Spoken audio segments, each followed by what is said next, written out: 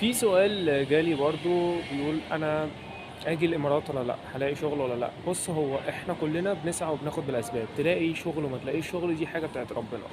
في ناس بتيجي تلاقي شغل من اول اسبوع، في ناس بتيجي بتلاقي شغل اخر يوم قبل ما الاقامه بتاعتهم او الفيزا بتاعتهم تخلص.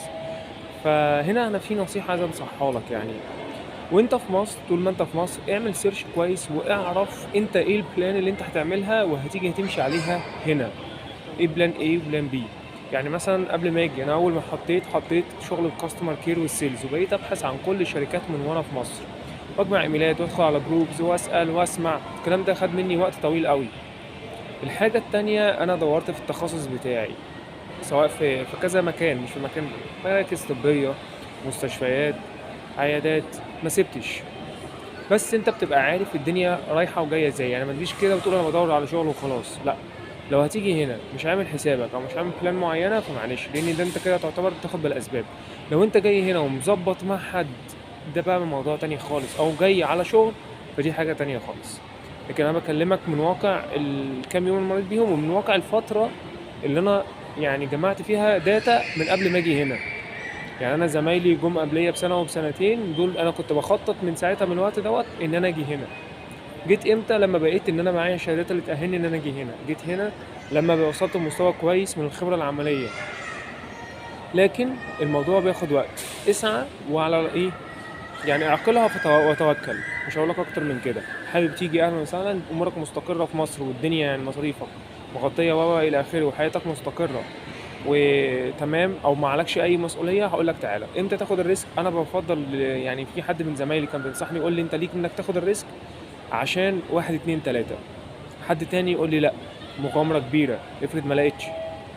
فانت توكل على الله، وصلي صلاة استخارة، وخد بالاسباب، وربنا يقدم لك كل اللي فيه الخير. تيجي او ما تجيش، دي حاجة ترجع لك انت، مش ترجع لي انا. تلاقي شغل او ما تلاقيش شغل، ما انا ممكن اقول لك تعالى تيجي ما تلاقيش، ممكن اقول لك ما تجيش تيجي تلاقي في ناس، حد من زمايلك جه لا.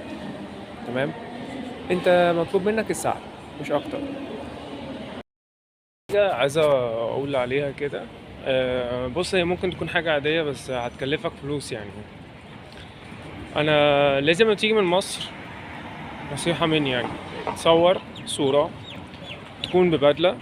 لو انت لابس نظارة لحة، تكون صورة فورمال. تمام. عشان هنا ما بتيجي تقدم في اي ابلكيشن، لازم يكون معاك صور، والصور دي لو اترفضت الابلكيشن اترفض. زي ما حصل معايا كده. اول مرة رحت دفعت فلوس وطلبت، ما كانش معايا بدلة، قميص وبنطلون، وهو انت لازم تلبس بدلة. انا مش عارف ايه الفكرة في كده. انا كان اصلا معايا صور وجاي بيها، فلازم تلبس بدلة. تمام. قال لك لا. رحت اتصورت في مكان ما.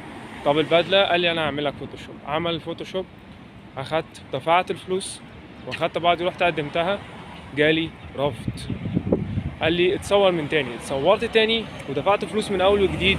فانت، انا بقول لك نصيحة، توفر عليك فلوس، لان هنا التصوير غالي مش رخيص. تمام. لما تدفع من 70 ل 90 درهم، فدول مش قليلين. يعني 70 او من 70، اقل حاجه 70 اب تو 90 درهم. فادفع انت بقى هنا الفلوس دي في بدله، وجيبها، وجيب بدله، اي بدله عاديه. مش لازم تصرف بدله، عشان انا لما رحت دورت جبت بدله كانت اقل بدله شفتها ب 3000 ونص. فانت شوف بدله عاديه، في بدل عاديه جدا يعني تقدر انك تجيبها تمشي بيها نفسك، مع قميص او قميصين كده. بس هو ده المطلوب. فانا نصيحه مني، اتصور قبل ما تيجي عشان ما تتسوحش. سلام. متنساش لو في اي سؤال حابب تسأله، you are most welcome يعني. ومتنساش لايك، سبسكرايب، شير. سلام.